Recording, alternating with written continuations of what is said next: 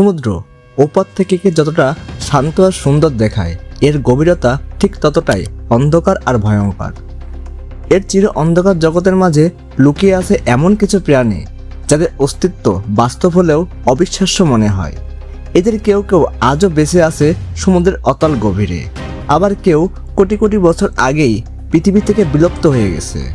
হ্যাঁ বন্ধুরা, আজ আমরা জানব সমুদ্র ইতিহাসের এমন 5টি বিশালাকার ও ভয়ঙ্কর দানব সম্পর্কে, যারা একসময় অদম্য শক্তিতে শাসন করত এই নীল সাম্রাজ্য।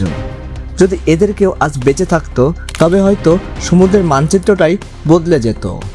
তবে মূল ভিডিওটিতে যাওয়ার আগে যারা আমাদের চ্যানেলে নতুন, তারা এই চ্যানেলটি সাবস্ক্রাইব করে পাশে থাকা বেল আইকনটি বাজিয়ে দিন।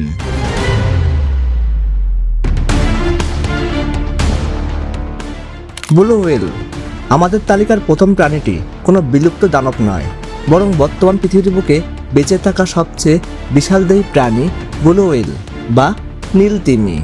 এর দৈর্ঘ্য প্রায় 30 মিটার এবং ওজন হতে পারে 1,50,000 কেজি পর্যন্ত, যা একসাথে 100টির বেশি হাতির সমান ওজন। ভাবলে অবাক হবেন, একটি নীল তিমির শুধু জিহ্বের ওজনই একটি আস্ত হাতির সমান, আর এর হৃৎপিণ্ডটি একটি ঘোড়ার মতো বড়। এরা পৃথিবীর যে কোনো প্রাণীর চেয়ে উচ্চস্বরে শব্দ করতে পারে, যা প্রায় 188 ডেসিবেল পর্যন্ত পৌঁছায়। এই শক্তিশালী শব্দ 1600 কিলোমিটার দূর থেকে অন্য তিমি শুনতে পায়। এত বিশাল হলেও এদের কোনো দাঁত নেই, বরং এরা বেলিং প্লেট পদ্ধতির সাহায্যে পানি থেকে প্রতিদিন প্রায় 4 টন ছোট ছোট চিংড়ি জাতীয় প্রাণী ছেঁকে খায়। এরা স্তন্যপায়ী হয় প্রতি 10 থেকে 15 মিনিট পর পর পানির উপরে আসে শ্বাস নেওয়ার জন্য। প্রায় 70 থেকে 90 বছরের এক বিশাল জীবন এরা নিঃশব্দে কাটিয়ে দিতে পারে সমুদ্রের অতল গভীরে।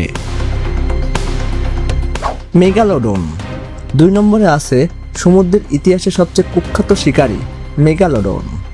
এটি ছিল প্রাগৈতিহাসিক যুগের এক দানবীয় হাঙর। দৈর্ঘ্যে প্রায় 60 ফুট, দুটি বড় ফুটবল মাঠের সমান চওড়া।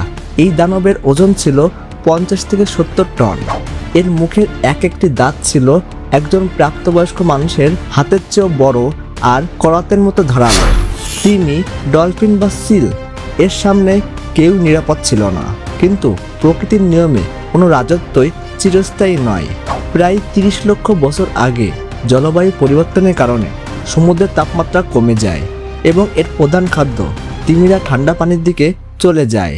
খাবারের তীব্র সংকটে পড়ে এই অপ্রতিরোধ্য শিকারী পৃথিবী থেকে চিরতরে বিলুপ্ত হয়ে যায়।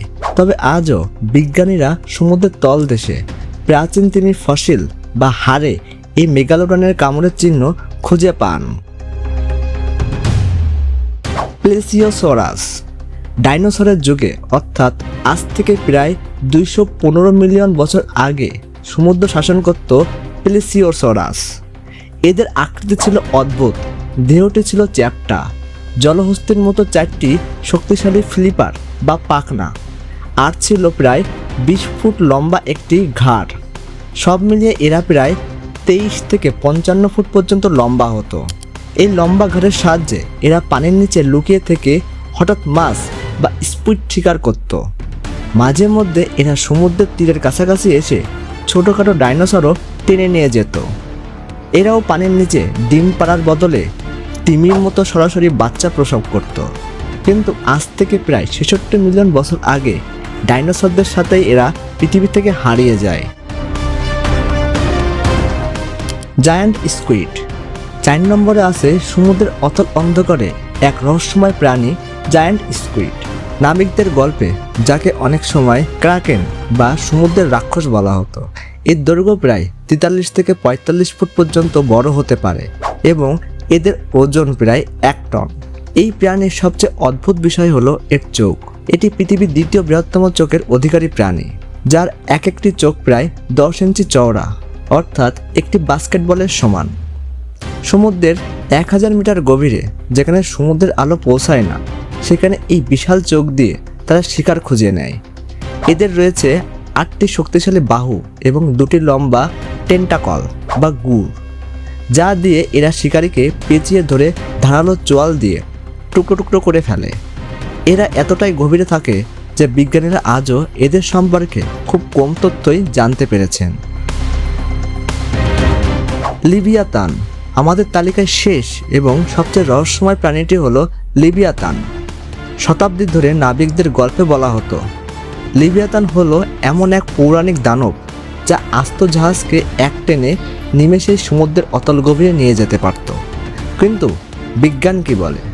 বিজ্ঞান বলছে গল্প বা সিনেমার মতো কোনো কাল্পনিক দানব না হলেও আজ থেকে প্রায় 1,20,00,000 বছর আগে বাস্তবে লিভিয়াতান মেলভিনি নামের এক প্রাগৈতিহাসিক তিমি বাস করত। এদের দৈর্ঘ্য ছিল 13 থেকে 19 মিটার এবং এদের এক একটি দাঁত ছিল প্রায় 14 ইঞ্চি লম্বা, যা মেগালন্ডনের দাঁতের চেয়েও বড় ছিল। এরা ছিল মেগালন্ডনের সমসাময়িক এবং সমান ভয়ঙ্কর। তবে জলবায়ু পরিবর্তন এবং খাদ্য সংকটের কারণে এই মহাদানবও একসময় পৃথিবী থেকে বিদায় নেয়। তো বন্ধুরা, সমুদ্র ইতিহাসের এই 5টি ভয়ঙ্কর প্রাণীর মধ্যে কোনটি আপনার সবচেয়ে বেশি বিপজ্জনক মনে হয়েছে? কমেন্ট করে আমাদের জানান। ভিডিওটি ভালো লাগলে একটি লাইক দিন এবং বন্ধুদের সাথে শেয়ার করতে ভুলবেন না। দেখা হবে পরবর্তী ভিডিওতে।